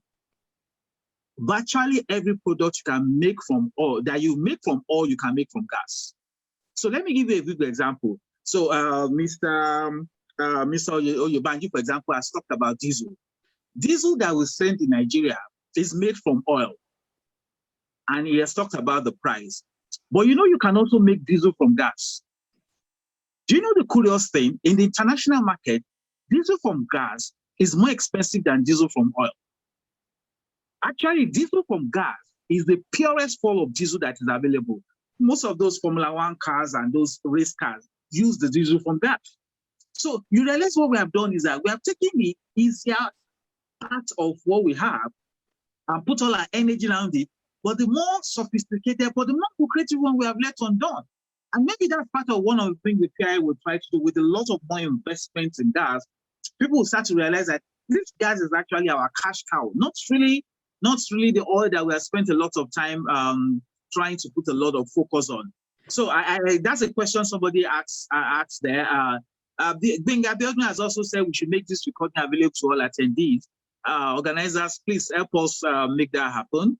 Somebody is asking a question, Ijeoma, that he said I'm trying to. Prof, while you're doing that, I'm just tempted to respond to Femi. Femi, you're very optimistic, and there's nothing wrong with that. But I'm a bit cautious about being optimistic, right? Because you talked about Nigeria and say, well, we have many cars in Nigeria. Nigeria is a big market. First, Nigeria is not an autarky. Nigeria interfaces with the global economy, so it's about Nigeria in the world. The second thing is that we also need to count what the number of cars we have in Nigeria, and where do these cars come from? So there is a kind of technology dependency we have, and we are taking that for granted. So most of these cars come from other countries that are beginning to change their technologies. And once they change their technologies, even if you have crude, you can't use the cars, right? So unless we also think about developing our own cars, we also need to find a way of developing our own generators. And we also need to probably invest in the science and technology that will help us reap the benefits of what Professor Yomi has said in relation to converting gas to diesel. So these dependencies themselves make us vulnerable. And if we are not speaking to them and hoping that things will continue the way they are, we might find ourselves at the end of the day waking up and knowing that the market has disappeared on our feet. So I thought it was possible to, it's good to highlight that. And even talking about CEPLAT, remember also that CEPLAT is floated on the London Stock Exchange. The London Stock Exchange, we put pressure on CEPLAT because the London Stock Exchange has its own mechanisms and expectations and preferences. Unless CEPLAT says, I'm not interested in London Stock Exchange or New York Stock Exchange, I'm only interested in maybe Nigeria Stock Exchange, or what the new name is now, or the Johannesburg Stock Exchange. So these, again, looking at the source or sources of money would help us appreciate how interdependent we are. And when these things start to push, because how I see the climate debate or sustainability debate is a political thing. And if we are not prepared, we'll be run over. So I can understand our zeal to resist, but for you to resist, you need to have something, right? And that empowers you to then challenge the status quo or challenge things thrown at you. But at the moment, I don't think we are that prepared. And I think if the PIA can help us focus on preparing ourselves to fight the global battle, because there's no free lunch. I don't think these guys are doing this because they are nice guys, right? I don't think so. So somebody described it as a big bad word, right? So we need to find a way to play in that big bad word, but also in a way that will protect our interests. Thank you very much. Thank you for opening. Okay. I'm just going to say that, yes, I agree with you totally. And that's why I set a timeline. I did not say forever we look at it, but I'm saying that the market in Nigeria is still going to be big for the next 40, 50 years. If the other guys are saying that we're going to phase out in 30 years, even as we speak, they are still making cars that depend on fossil fuel. Nigeria, we don't buy accounts in 10 years after anyway. So they'll still have a place to send it to. So I'm just saying that we're not saying that it's going to disappear totally. I'm just saying that it's going to take some time. And we have benefit of having more time than the other people have. And we shouldn't run beyond ourselves. That's what happened to us a lot of time. We start copying and we leave very important time, and then we now start shaking. There's nothing stopping us from even having a local stock. Who say the automobile company cannot come to Nigeria to start giving us if that's what we want, if our market is that large? But I like the word. I like the word too. And if I can come in, and Professor Yomi, at risk of kind of deflecting us. But, you know, I like how things have kind of picked up as well, if you know what I mean. But I think it's also important we address some of the questions, right? If I may, and, you know, maybe I'm going from my panelist to moderator hat, right? I see a question from Igwe Buke Ijoma. And I see a couple of questions that I just wanted to address because I'm cognizant we have maybe 14 minutes left, right? Ijoma addressed technology transition. You see, one of the things I find interesting, and I'm an optimist by heart, is I'll use an example of the legal profession. One of the reasons I left litigation was because they make us wear a wig and gown, right? Apart from the somewhat long method of the judicial system in Nigeria. Somebody mentioned it might take you 5 years to even get a simple judgment. In Nigeria, unfortunately, we like to take hook, line, and sinker what we hear out of the country, right? And I'll bring it into the law. Nigeria and Nigerians, I would respectfully say, Ijoma, we do understand technology transition. But let me tell you something that Femi just mentioned. The first world, quote unquote, ran on coal and mostly still runs on coal. Is when it became a buzzword that people started changing to energies, okay? Then when a country or the countries like Nigeria and other countries start utilizing these sources of energy, it becomes a bad, dirty word. I am all about technology transition and energy transition, but we're talking energy now, right? On a global scale, petroleum-derived energy sources is what's going to run the world. I'm not an apologist. We will move to solar wind. The ultimate form until somebody else decides otherwise is nuclear fission. But let's be cautious of Nigeria has an abundance of coal. The rest of the world use coal, you know, arguably contributed significant damage to our ozone layer. Then after they've used it, they say everyone else in the world shouldn't use coal. Nigeria does not contribute a significant amount of the carbon that is released into the atmosphere. Neither does Africa. Where I'm coming to from here is, if you go say energy transition in a Qatar, they'll say, yes, we hear you. But like Femi said, it's 20, 30 years down the line. Let's talk about now why we develop the future. If you remember Saudi Arabia, who is sitting on oil, when, albeit he's a controversial leader or semi-leader, MBS, Mohammed bin Salman, started taking their oil revenues to invest it in technology. Please understand what I am saying. The wealth of Nigeria will come from petroleum resources. What do we do with those resources? To make it sustainable, we invest it in our people, in our communities, and in technology. And that is what takes us to become what I'm already seeing. Part of my practice is I do fintech, right? Companies that nobody had heard of before are worth $1 billion. Money is flowing into Nigeria on the tech side. What I am proposing is, if we invest this money, instead of flittering it away, if we enforce it and develop it and invest in our host communities, build the universities, build the technology centers, then the technology transition will come from within. But please do not be mistaken in thinking that technology transition will come out of nowhere. That is all I am saying, right? And let us take away this idealistic point of view that is handed to us from Europe and America and take it hook, line, and sinker is all I am saying. Okay, thank you very much. We need to start to round up now. Just take 2 questions.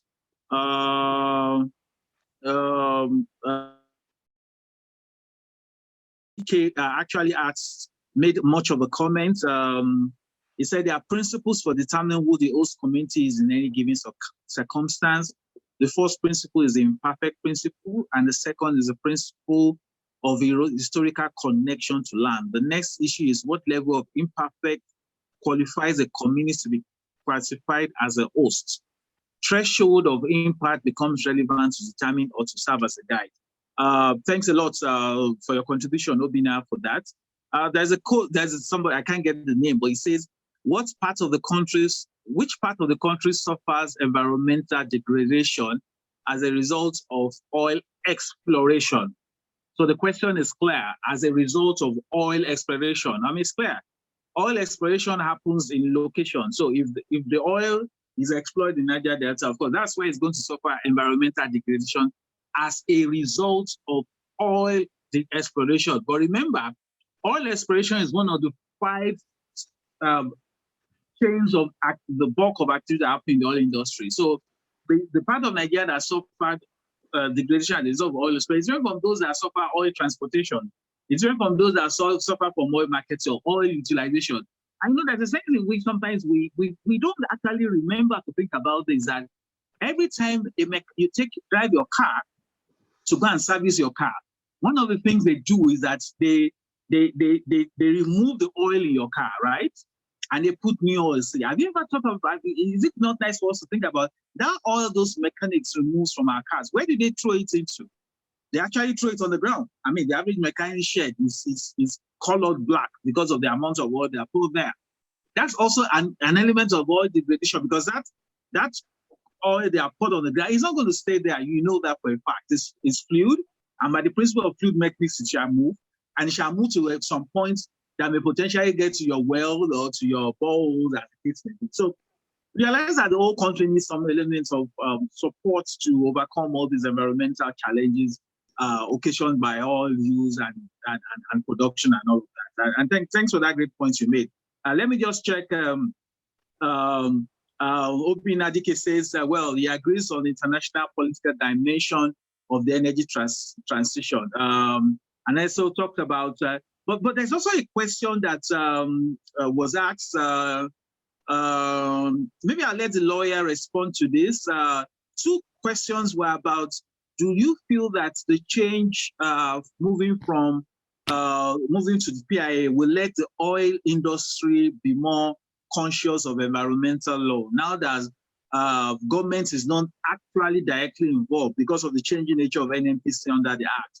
So the questions, 2 comments have been that, do you think we'll be able to enforce more of the environmental laws in the industry because of the redefinition of the role of government? That government seems to have covered the IOCs because they were partners. But now that that's slightly changing, will government be able to enforce those laws and we have better environmental prices? Mr. Okusobi, can you answer that in like 1 minute?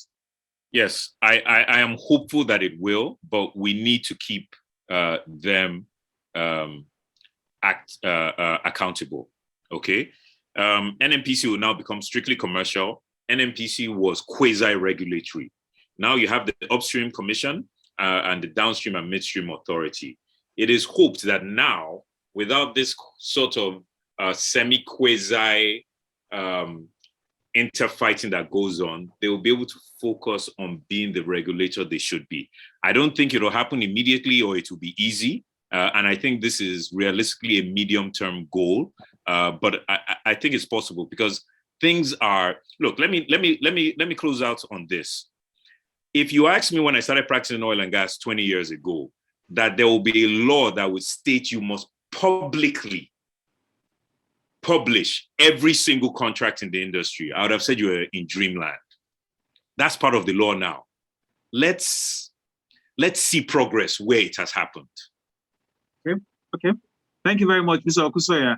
I think what could maybe also helpful, so that as I take that as a closing statement, what may be also very helpful is for lawyers like you and Templars to do some CSR and help us get all these things about the law out to members of the public. So do you have like a Facebook page where we can see what are the updates on the We do. We actually do CSR on a number of initiatives, including this.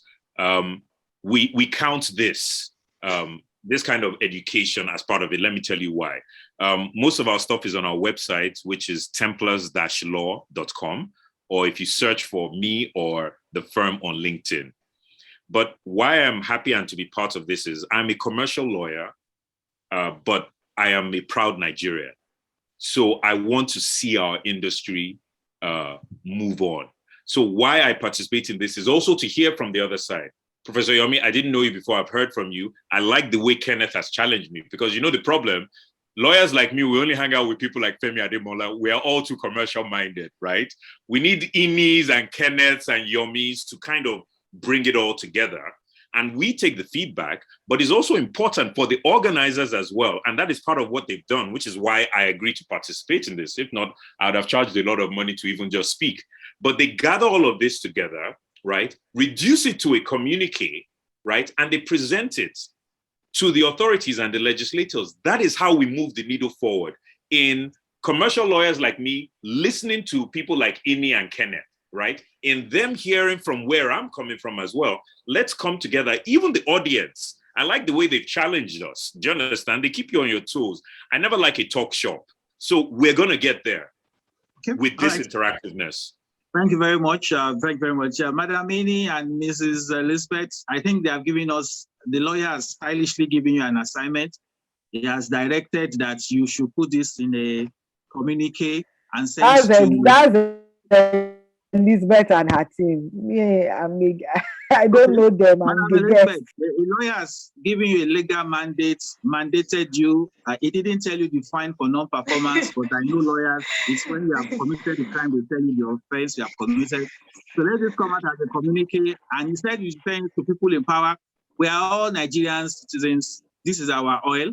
All Nigerians should get it. I suggest we make it as wide as possible. And since we have agreed that we could actually make it in other languages, actually, Madam Olofi, you can actually get somebody to translate to Yoruba, Igbo, and Hausa, and some people may actually do it pro bono. I would have said Mr. Femi Ademola would do it, but when I saw his style and I knew that since Yoruba has gone through a lot of transformation like the PIA has been. So, Mr. Ademola, your last words as we close, your last words, sir. Thank you very much. I mean, it is a good honor to be among the heads today. And like Mr. Okusami said, it was good to be pushed by the professors and the research people and the very aggressive KSPN asking us about what you think about us. So it's actually put a lot of interesting twists into the discussion. We appreciate it. We take the feedback as well, so that when next we are talking about the money issue, we also talk about the more important sustainable and emotional issue as well in the discussion. So I thank you for allowing me to be part of this great initiative. Prof is my friend. He's always been educating me every now and then when I get the opportunity. We are in a group together and we are always kicking in. You're so passionate about education, HR matters, and sustainable issues like this. So again, it's an honor to be on the same platform with you today. Thank you very much, sir. Thank you very much, sir. Thanks. You've been a great value and a blessing to us here. Professor Meshi, your last words. Is this the point you'll be sharing handouts for us or assignments? Or what will you be sharing?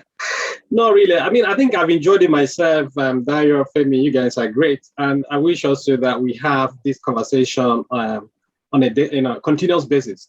Because, I mean, I'm out here and I go through this with some of the Europeans here. Because from a global north perspective, for them, sustainability is climate. And I keep telling them, in Africa, in Nigeria, these are not, we have people dying of poverty, hunger, all sorts of health issues, right? So yes, we want to play the climate game, but please give us time. But I'm doing a research at the moment, and guess what? Yeah, we are here talking. These guys are tying our hands, but we don't know, right? So think about all the standards, sustainability standards floating around. So if you go to a bank today, you have IFC standard, you have FMO standard. How many of these standards are from Africa?